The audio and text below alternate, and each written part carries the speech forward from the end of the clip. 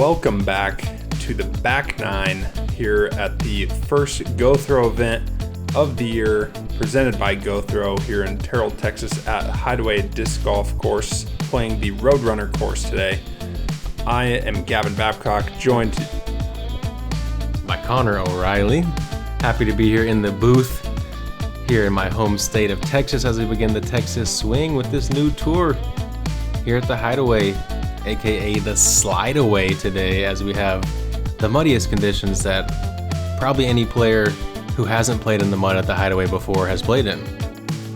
And there's Luke Humphreys, the man, the myth, the legend, putting this on, as well as who else is TDing? Joe and Nikki are the ones who kind of run the course here with all their awesome team that they have, and yeah, it's really a full squad making it happen out here at the Hideaway. Hole 10, almost about 400 feet here, playing pretty tough with the wind. I just want to throw a big hyzer and hit this small little gap, fading right in there, play into the hillside or land just on top is pretty ideal. Just today are getting beat down with this tail right to left.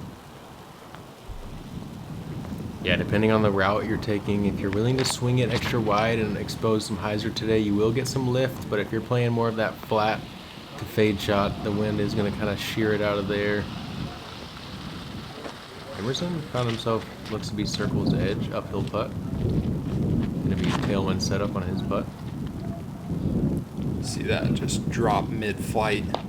Even though that little bit of right to left, the wind's so strong that it just kind of wants to drop. Especially out over this cold water, plays a factor. This needs to sit up, okay. I was a little worried the way it was dropping, but no problem getting across there. You put a good amount of height on it. Tries to pull it out of the air, but oh yeah. Skittered on past 28 feet, but you do have that headwind coming back. This is a testy putt. Yeah, I was lucky enough to watch the players before me. Bang! Adam Hammis. Big pretty stoked Adam. About that. He's so happy to card a birdie and not fall down as he runs up the hill. It was honestly becoming comical at a certain point in the round. It's either you're going to be out there super angry or you got to find a way to just laugh it off. Yeah, I was talking to Luke after the round. And he's like, "Man, I'm so sorry about the conditions today." And I was like, today's the day that you just don't forget. A lot of rounds blend together, but rounds like these are ones that stick out in your mind forever. So and you don't forget that stick of a putt by yourself. That was... Yeah, I was pretty stoked on that. That was gutsy. It was a 30-foot headwind putts are no joke today. Plus this basket has a little bit of lean to it. You know, this soft ground out here. You never know what's going to happen when you got to jam it in there. Yeah. And y'all played that hole well for the conditions. Hole 11, the poster child of why you need quote-unquote artificial out of bounds on certain holes. You take the out of bounds away, you might as well not even play this hole. 770 feet, slightly downhill the entire way. The out of bounds tastefully wide on either side keeps you honest. Playing in the north wind is going to make this hole quite a bit trickier. It's going to be a headwind slightly off the right shoulder at times. It's going to be kind of hard to read. It's going to lift those backhands, but in the wet conditions, as long as you stick it in the fairway, you shouldn't get much ground play and a courtesy violation on two-time there. I don't know. Yeah, Isaac did not think we were live on the tee when I said live on the tee, and he said, "I don't care." At this point, everyone just is ready to be done. Yeah, no, we were all having a good time, and this hole is playing. I mean, I think there were 2 twos today. This hole is playing like a par 5. I mean, that forehand, the most overstable disc low coming in on skip angle, and this ground is still just hit stick.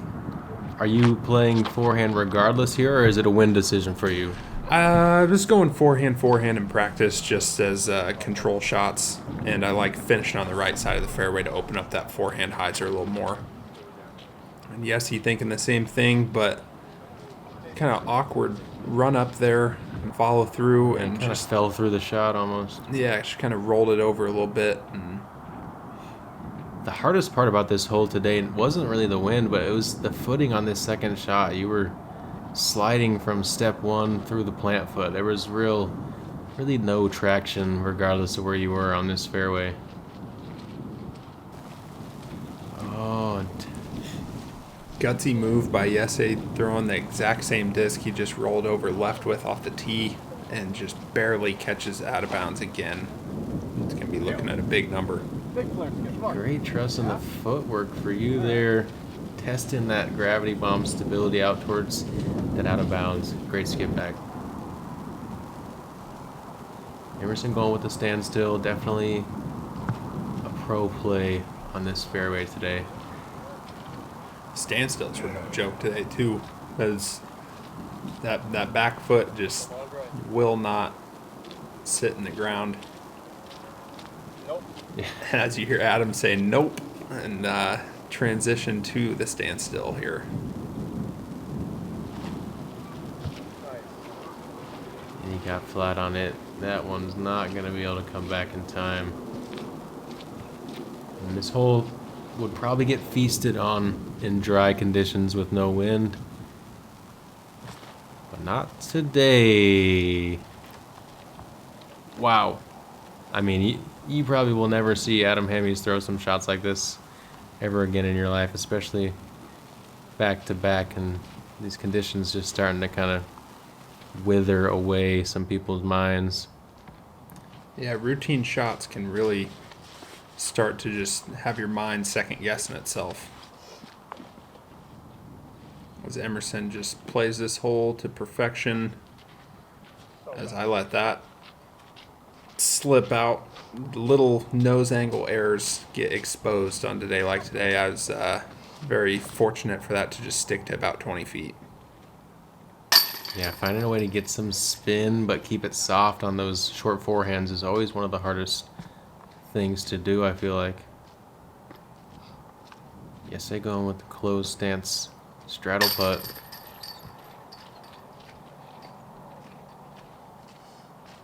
And as we get towards this part of the round, as we get towards the later holes, something to note, we all have such an intimate way we like to grip and feel our grip, whether it's on the putt or on the throw.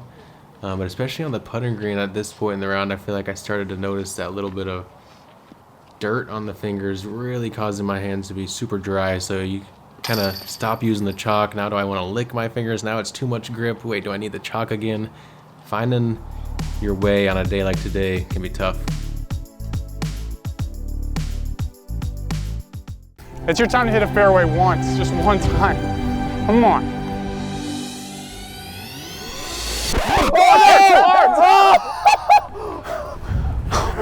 Oh my goodness.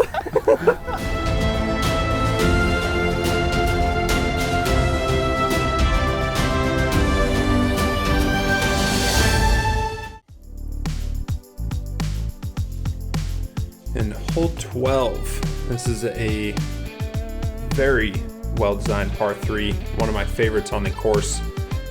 Opts for a straight backhand, a flex sidearm, kind of looking to just bury it right into this hillside, get a nice little soft slide up, because there is a large body of water right behind the basket, creating quite the death putt if you're too far away, and definitely not looking to err on the long side on this one. Yeah, this 10, 11, 12 stretch has definitely got to be the signature stretch in my mind of some of the best holes in the course. Just a bit low for you there, going for that flex.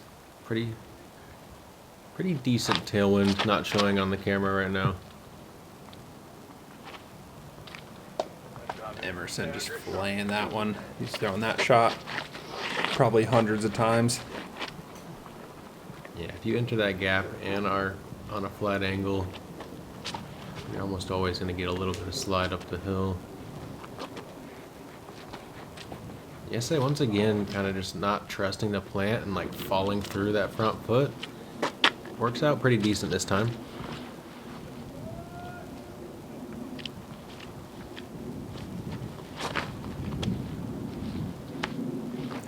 really testing that right side.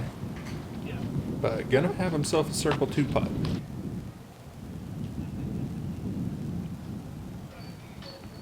And I was just kind of looking to bury it in that hill, play the 1 hop up, and executed that as well as I could have.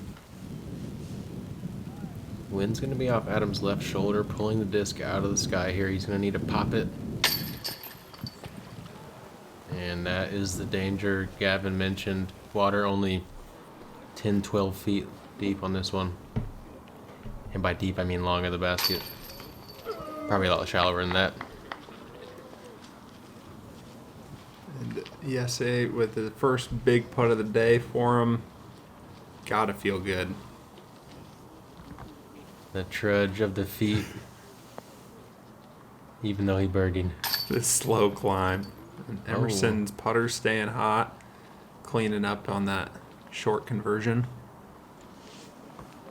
Yeah, Emerson in position to put down a really solid round. If he can keep the bogeys away, he's likely to score at least 1 or 2 more birdies.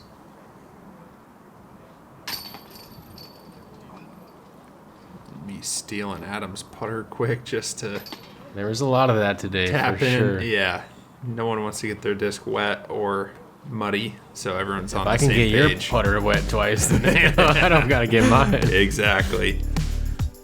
Okay, hole 13. Bomber, par 3. 520. From up near the clubhouse, with everyone watching, ready for you to rip it. Playing down into this bowl. Not much in the way in terms of trees. A couple things in the way as a left-hand player, but for a righty, nothing gets in the way till you get right here to this stand of junipers on the right. But at that point, you're already down in the bowl, and it was a true mud pit down there. So also, head right to left wind makes this birdie almost ungettable. It's kind of a wind dependent par 3. Yeah, and enjoy the green that you saw on the green, because all of it was gone by the time we got to this hole today. Yeah, this green and the next one are definitely... Actually, this green, when you get to it, you're like, this is the worst green I've played yet. And then you get to the next hole, and you just... It's that times 10. Yeah, say just poor stability choice there in the wind. Which kind of turn over. It's going to leave a pretty tricky approach for par save. And that's the hardest part about this hole on a day like today. Do you play the beefy disc that you know might not give you the stretch to get the birdie and end up kind of like where you are there? Or are you willing to risk the flip up and have what happened to yesterday happen? It's a very fine line in today's wind here. Adam also yanking it over. Not to mention, coming off of a 4 or 5 card backup, we had about a 40 or 50 minute wait. People were ordering food at the clubhouse, eating, and coming back with plenty of time before they have to tee off again. So everyone getting a little cold here. That is troublesome. You got to keep an eye on the disc when they go into the latte water. Like we said, a lot of lost disc penalties on a day like today, even though you know within a couple feet probably where it's at. Yes, nearly dunkaroo. Yeah, from our angle that looked in. It was a great correction off Adam's shot.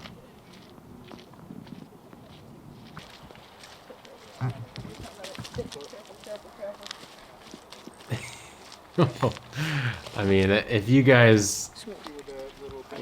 Usually the difficulty of disc golf doesn't always show on camera well, but fortunately these guys trying to traverse in the mud is showing.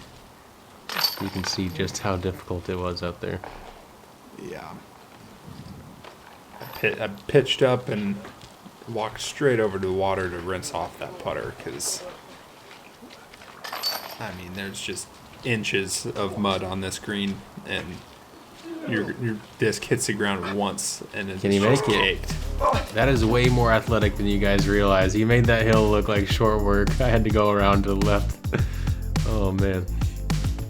Hole 14, most players are taking the over-the-top shot. Today's wind may call for a little up-the-gut shot down this right-hand side, skipping over to the left. A lot of trees to miss, but that right side there is a clean gap. but like I said, for the right-hand backhand player, they're really looking for that spike hyzer, and the trees on the green actually surprisingly consistent on the play with the way the disc hits and just plink goes down. Pretty sizable slip there for Emerson. And unable to get the height on his shot there. Yeah, I couldn't tell if he was wanting to go low or high, but it slipped regardless, just leaving him the short little up and down. Looks like a good width from Yese. The issue is today's headwind made it really hard to get those final few feet of push, leaving a lot of good shots down there in the ditch at about 30 feet left of the basket. Gavin also slips. You're like 25 feet.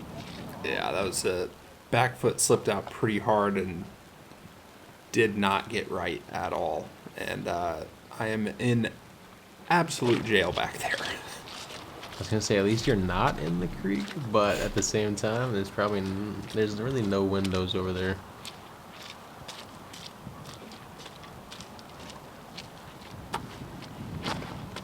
Okay, Adam, at least able to throw with proper footing, but he just hasn't found his release point today. I flipped up a little bit more on him than he was probably wanting. Still going to leave a long look. And this one's kind of like a peninsula of land, falls away on any side of the green, so you don't want to come blasting too quick, and that's probably where some of Emerson's trepidation came on the approach there. Yeah, you can see just a sword wall of branches in your way. You had a low shot, but nothing up top. Yeah, that's about what I was seeing from my view too. I grabbed my splice and basically just ripped it at the least amount of branches possible to try to get through. Trying to finagle some sort of stance out of this. Standing in the water there, just committing to the straddle putt about 55 feet up the hill. The natural debris dam kind of paying off for at least one leg there. Yeah. Jacket comes off. Yeah, I also hate putting with my jacket on because it gets in the way of my downstroke, and Gavin showing why you should take your jacket off if you don't like it that it gets in the way of your downstroke, because it'll free you up to score some run backs. That is an amazing par save from down there. Yeah, I was pretty stoked on that. I think that is actually the longest standstill putt I've ever made in tournament play. Emerson keeping that putter hot. I really haven't seen it hit the ground today. No point in trying to have Gavin go grab his disc and take 37 seconds to get up the hill, so Emerson went ahead and put it out. Emerson looking like Ronald McDonald with all the mud on his shoes.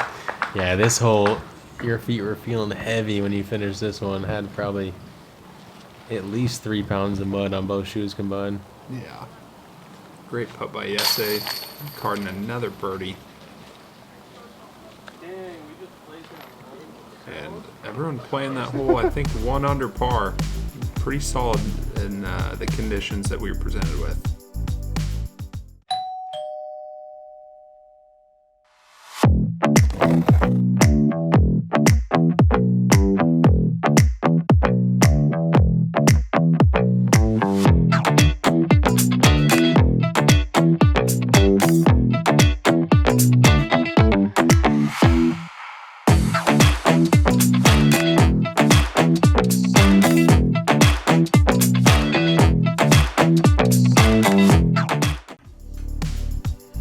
Here we are, hole 15. It's a par 4, 650. This down low route is a route that a number of players will be taking, but most will probably be opting for this stall hyzer over the top. Second shot is a low ceiling hallway that really shapes up well. Some forehands or straight shots come into this green, depending on where you're at. It's an elusive birdie, takes 2 good shots. Fortunately, the wind has kind of died down for these over-the-top shots, making them way more viable than they would have been earlier in the day. We left. Went up 3. Yeah, definitely got a little less steady and just a little more gusty. Kind of find some lulls in the wind. Emerson just piping that one into the perfect spot, it looks like. Almost hit a wild cat murder shot there. Is that what we see? Running around. Gavin choosing the forehand, which when you do hit the shape right, gets you further down there Maybe a little left. than the backhand.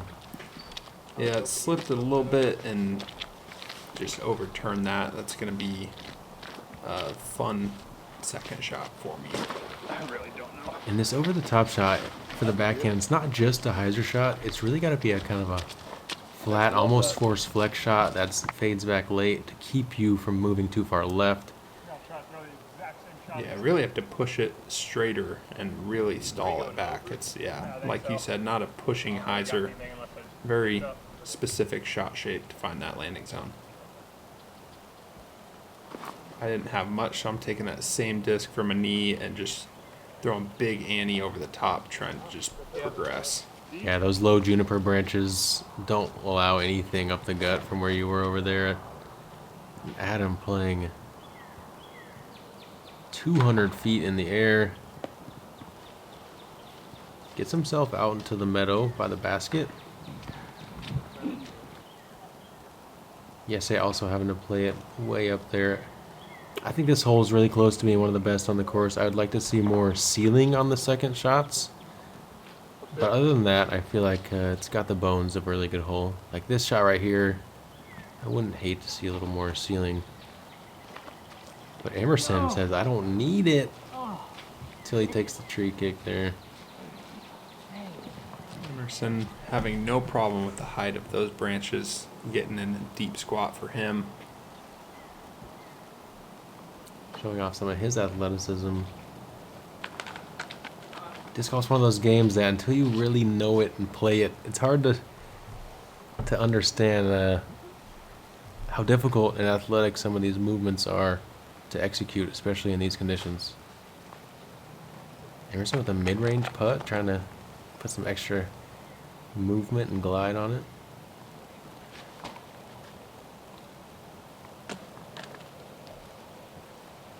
Coming up a little short. I was a little indecisive on that because, again, not trying to leave myself a sketchy 28-footer when we're on a backup every hole and just kind of getting cold the longer the round goes on. Yeah, I think most of us knew coming into today, anything under par we'd be pretty happy with. Obviously, you always want to play as good as you can. But when you do have a steady round, it makes it a little easier to kind of go soft on those 80-footers, 90-footers versus feeling like you've got to make them.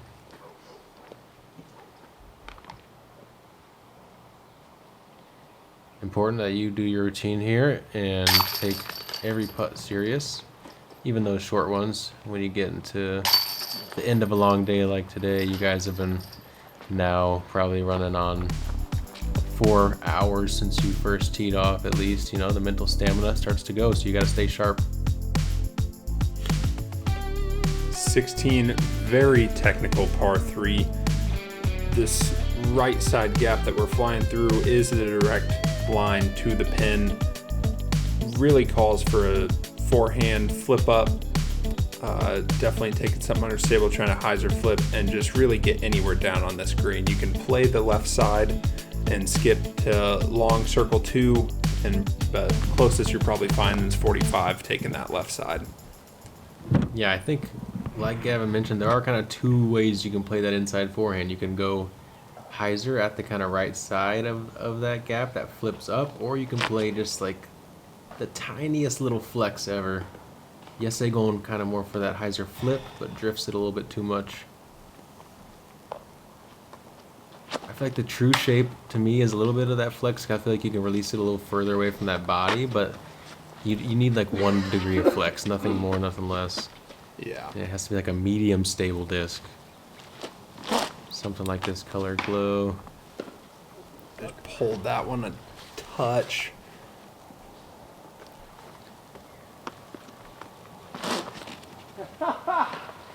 Oh, Adam with very fortunate kick to make some progress on a laughable shot from him. Kick out to the left is much better. The right side is absolute jail. Yeah. I know Isaac got a kick. Gannon said 400 feet to the right. Oh. Clear exaggeration, and I saw that earlier. It was brutal looking. yeah.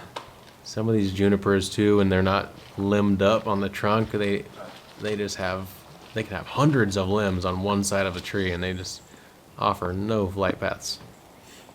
Struggling with the footing there. His back foot really just giving out on a handful of these shots, but Emerson gets up there nice. Have that for bogey. The same for myself. There you can see those branches of the juniper trees. Quite the menacing disc golf obstacle at times.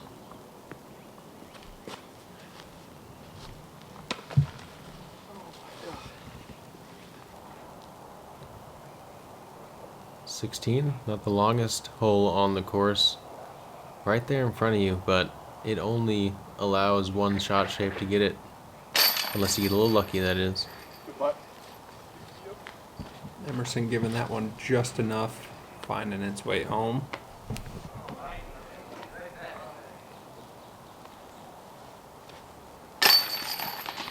As well as Hamas. Just squeaking them in here, but he'll take anything that finds the bottom of the basket today. A little extra hesitancy on his pull down, I feel like, just trying to find the rhythm, not being able to rock with the legs. Adam is a player who likes to rock on that front foot a lot, and not being able to do it today probably affecting his putting a little bit.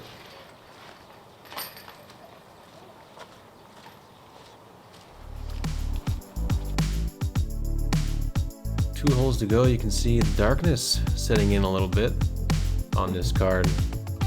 Hole 17, it's a par 4, just under 500 feet. The fairway is pretty fair, but left and right you can see those thick branch walls. That big trunk we just flew by is kind of the tree that demarks whether or not you threw a good tee shot. If you get down into that bowl past it, birdie is on the table. Some players going fairway and distance driver, trying to get down here and score the 2. Let's see how this card picks to play it. Forehand, definitely the road less traveled for right-hand players. But catching that hillside, checked his skip up a bit, and that's a great result. Adam taking his buzz, getting that real late turn, landing nice and soft. The benefits of throwing a mid-range here. Yeah, I think if you're not trying to blast a 2 here, you should throw a mid-range. You don't need more than that to chop the hole in half and keep it on a nice straight and narrow line. Yeah, I was taking PD and practice throwing backhand. Didn't really practice forehand, but with the footing today, really only have confidence in that forehand plant foot, so opting for the DD3 sidearm there.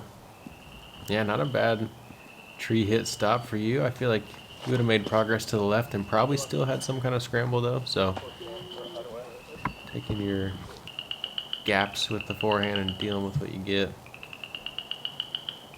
Take my MD5, like you said, visibility getting pretty scarce, and I thought that was perfect out of my hand, and just hit that pair of dark little trees, shot me down in circle 2, and Emerson playing this hole real nice so far. Yeah, you guys can hear the frogs going off in the back, and that's when you know the twilight is upon us. Fortunately, these players selecting bright discs for the most part for your viewing pleasure. We did that just for you guys, specifically. It's not the disc they normally throw on that. Yeah, we had a little powwow on the tee, just to make sure that you guys be nice and comfortable with your eyes at home. And they care that much about you guys, you better be subscribed and liked an Ace Run Pro. Hit that notification too, so you know every time a video drops, and you can get that first comment that everyone likes to get.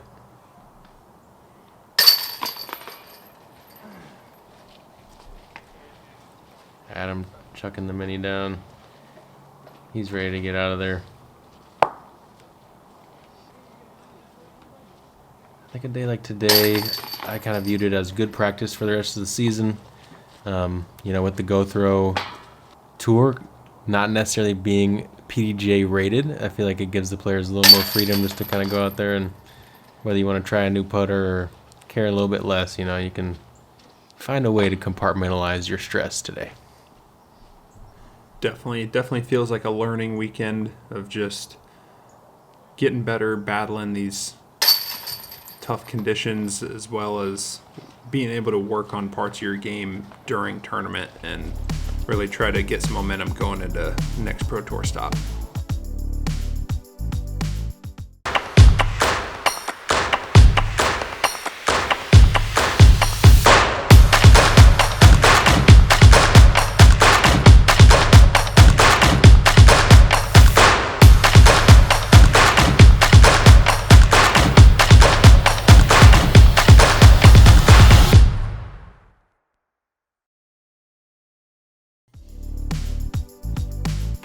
And the finishing hole here at the Hideaway, hole 18, dogleg right, little over 700 feet.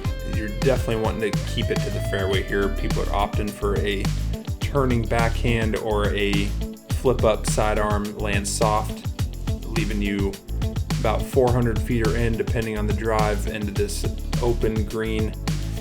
But finding the fairway off the tee is crucial to be able to set yourself up for a shot into the green. You also will see some over-the-top flex bombs on this hole when players are feeling aggressive, but today's saturated tree is kind of crowding that line. Emerson pushes the right side. Par shouldn't be too hard from there, but birdie is going to be really tough. But honestly, anything even in the middle on the fairway today, if you don't get way down there, it's going to be tough because that mud is just not working with people. But yes, I found some grass. That could be promising. Super early for Adam, but gobbled it up and spit it out in the fairway, so he'll have something to work with. I loved this shot out of my hand. Went a little bit more stable DD3 and just pushed a little long. You really have to push that backside though, so you don't flare too far to the right. And you had one of those 1-2% misses right there where you're so close to what you wanted. And I don't think people understand how incredible that shot Adam just threw was. He's only maybe 100 feet off the tee and is out the gap now with terrible footing. It was just an incredible turnover shot from Adam. Emerson just didn't quite have the angle to work it, but it looks like he fought almost to the open there.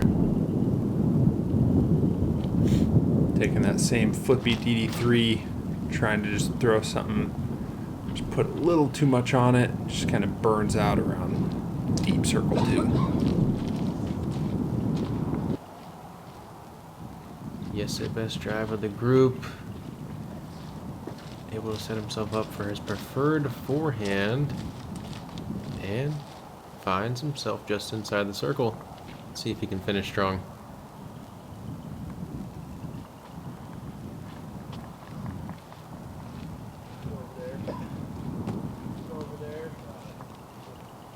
Well played up shot by Emerson.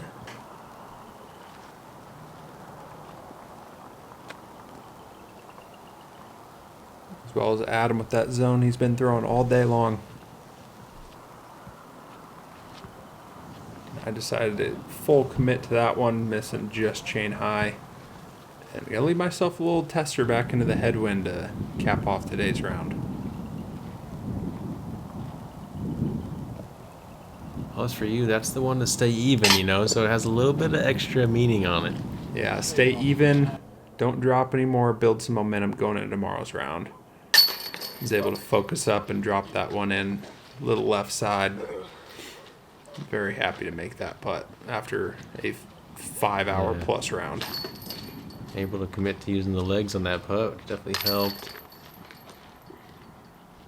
And as Gavin mentioned, the round time, not including our 30-minute stoppage, was well over 4 hours, and definitely was one of the more mentally grueling days you could ever imagine. It was a solid card, good mixture of players, and a little mixture of scores as well.